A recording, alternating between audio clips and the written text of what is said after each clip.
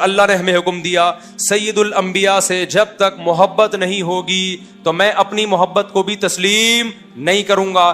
اے اللہ تو ہمیں بتا ہم نبی صلی اللہ علیہ وسلم سے تیرے حبیب سے محبت کے لیے ہم کیا کریں. اللہ نے ہمیں بتایا درود شریف کی کثرت کیا کرو. تو ہم درود شریف کی کثرت کے قائل ہیں. ہم نبی سے پوچھتے ہیں کہ آپ اللہ کے سفیر ہیں, یا رسول اللہ ہم آپ پہ درود کیسے پڑھیں. ہمارے نبی نے وہ بھی ہمیں بتا دیا. فرمایا جب دور ہو تو اللہم صلی علی محمد یہ والے درود پڑھا کرو, فرشتے مجھ تک پہنچا دیں گے. اور جب میری قبر پہ آ کے پڑھا کرو تو الصلاۃ والسلام علیک یا رسول اللہ, میں ڈائریکٹ تمہارے درود کو سن لیتا ہوں. تو ہمارے پاس اس بارے میں بھی ہدایات کیا ہیں, واضح ہدایات ہیں. اور درود پڑھنے سے عقیدہ توحید مضبوط ہوتا ہے. کیوں؟ درود اصل میں دعا ہے اللہ سے. کس کے لیے؟ پیغمبر کے لیے. اس میں اور عقیدہ بنتا ہے کہ بھائی پیغمبر بھی اللہ کی رحمت کے محتاج ہیں, تبھی تو ہمیں کہا جا رہا ہے پیغمبر کے لیے دعائیں مانگو. ہاں ہماری دعا کے محتاج نہیں ہے, اللہ نے تو ویسے بھی پیغمبر پہ رحم کرنا ہے, لیکن ہم انگلی کٹا کے اپنا نام شہیدوں میں لکھوا لیتے ہیں. تو ہمیں اللہ نے اپنے حبیب سے محبت کے اظہار کا یہ موقع دے دیا. ہم جب پیغمبر سے پوچھتے ہیں یا رسول اللہ, ہر عبادت کے لیے کوئی خاص وقت ہوتا ہے جس میں اس عبادت کی فضیلت بڑھ جاتی ہے.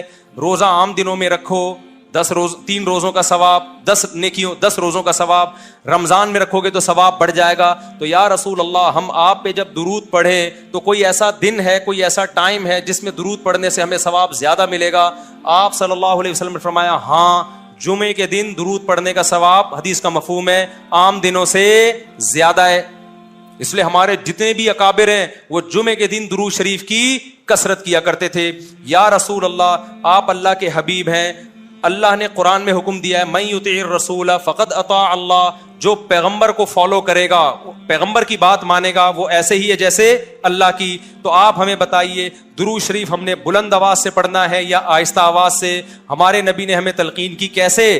آہستہ آواز سے. یا رسول اللہ درود ہم نے انفرادی طور پہ پڑھنا ہے یا جتھے بنا کے پڑھنا ہے؟ آپ صلی اللہ علیہ وسلم نے فرمایا دیکھو آخر میں ایک جنتی فرقہ ہوگا, وہ ہوگا جس پر میں اور میرے صحابہ کا عمل. صحابہ نے جتھے بنا کے درود کی محفلیں نہیں لگائی ہیں. جس صحابی کو جہاں موقع ملا انہوں نے کثرت سے پیغمبر پر درود پڑھا. ہم نے اپنے اکابر کو دیکھا ہے, اپنے علماء کو دیکھا ہے, آج بھی بزرگان دین کو دیکھا ہے, کوئی مسجد کے اس کونے میں بیٹھ کے تسبیح ہاتھ میں لے کے درود شریف پڑھ رہا ہوگا, کوئی مسجد کے اس کونے میں بیٹھ کے. میرے شیخ اور اپنے علماء مشائخ کو میں نے دیکھا ہے جب مسجد نبی میں جاتے ہیں 2 گھنٹے, 1 گھنٹے, 2.5 3 گھنٹے, عصر سے مغرب تک کا پورا ٹائم پیغمبر صلی اللہ علیہ وسلم کے روضہ رسول کے نبی کے روضے کے قریب سارا ٹائم درود شریف میں گزار دیتے ہیں. وہ طریقہ ہے جو پیغمبر سے محبت کا اظہار کا اللہ نے آپ کو بتایا ہے. اے اللہ ہم اور کس طرح سے آپ سے محبت کا اظہار کر سکتے ہیں؟ اللہ نے فرمایا کہ جو پیغمبر سے محبت کرنا چاہتا ہے اسے پیغمبر کے اخلاق اور عادات اپنی زندگی میں لانے پڑیں گے. ہمارے پیغمبر صلی اللہ علیہ وسلم جب رات کو تہجد کے لیے اٹھتے تھے تو اس کا خیال کیا کرتے تھے کسی کی آنکھ نہ کھلے. جب رات کے وقت آپ گھر میں تشریف لاتے اتنا آہستہ آواز سے سلام کرتے کہ جو جاگ رہا ہے وہ جواب دے دے, جو سو رہا ہے اس کی آنکھ نہ کھلے. لیکن ہم پیغمبر سے محبت کا اظہار کیسے کرتے ہیں؟ موبائلوں کے سگنل کیا ہو گئے؟ بند. یہ محبت کا اظہار کا کیا ہے؟ اتنے بڑے بڑے جلوس, ناچ گانے اور جو میوزک, موسیقی اور تھرکنا اور پھڑکنا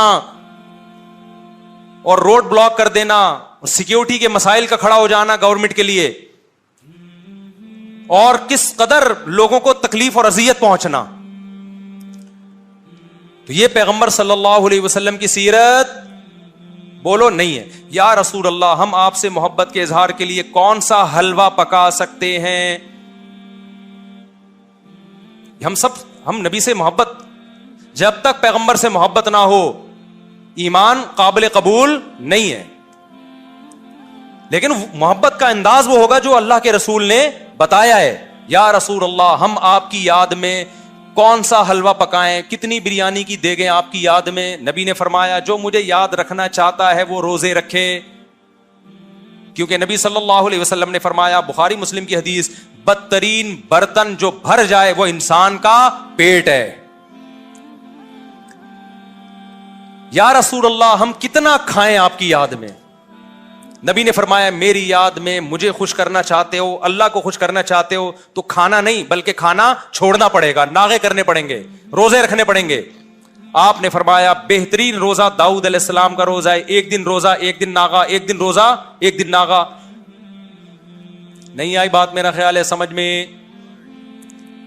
پیٹ بھرنے سے منع کیا, موٹاپے سے منع کیا.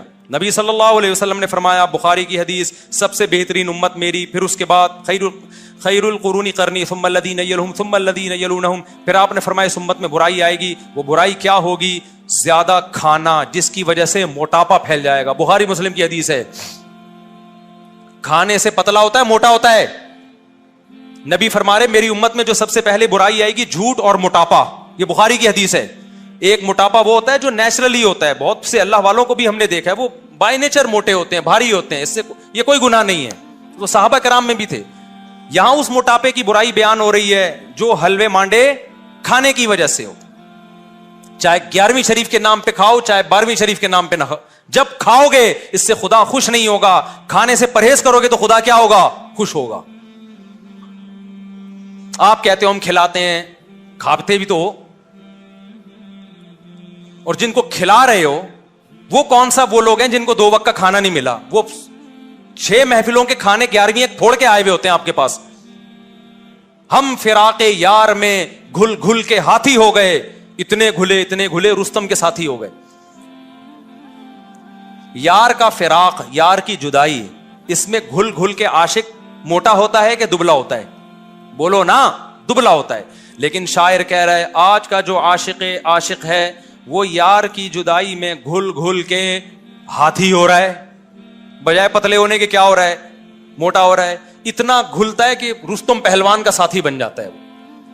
اسلام میں بھوکا رہنا سنت ہے, پھوڑنا پھاڑنا کھانا پینا یہ سنت نہیں ہے. 40 دن نبی کے گھر میں چولہا نہیں جلا, اور اگر آپ کھاتے ہو کھاؤ, مذہب کا لیبل مت لگاؤ اس پہ.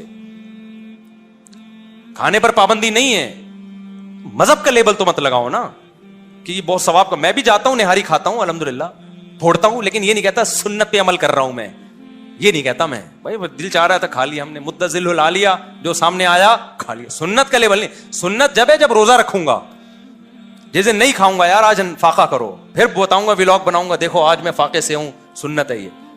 پھوڑنے پھاڑنے کے بھی ولاگ ہم بناتے ہیں بس نہاری کے فضائل سنانے کے لیے کہ اتنی مزے کی, سنت سمجھ کے نہیں پھوڑتے.